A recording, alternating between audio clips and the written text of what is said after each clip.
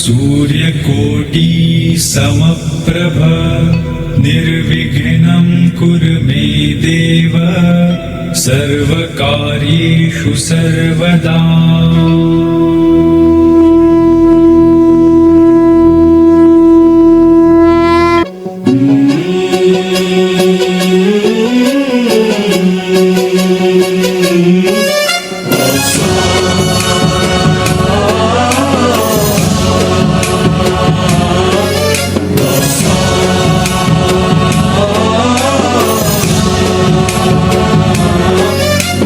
गणनायकाय गणदैवताय गणाध्यक्षाय धीमहि गुणशरीराय गुणमण्डिताय गुणेशानाय धीमहि गुणातीताय गुणाधीशाय गुणप्रविष्टाय धीमहि एकदन्ताय वक्रतुण्डाय गौरीतनयाय धीमहि गजेशानाय भालचन्द्राय श्रीगणेशाय धीमहि एकदन्ताय वक्रतुण्डाय गौरीतनयाय धीमहि गजेशानाय भालचन्द्राय श्रीगणेशाय धीमहि।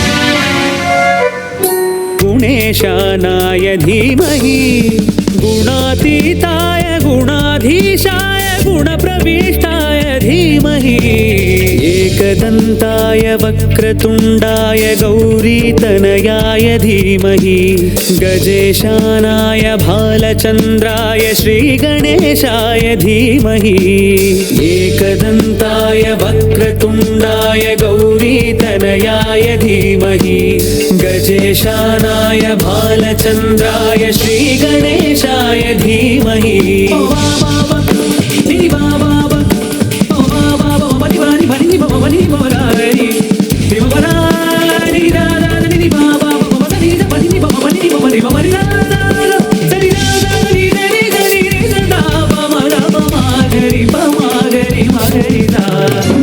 गणनायकाय गणदैवताय गणाध्यक्षाय धीमहि गुणशरीराय गुणमण्डिताय गुणेशानाय धीमहि गुणातीताय गुणाधीशाय गुणप्रविष्टाय धीमहि एकदन्ताय वक्रतुण्डाय गौरीतनयाय धीमहि गजेशानाय भालचन्द्राय श्रीगणेशाय धीमहि।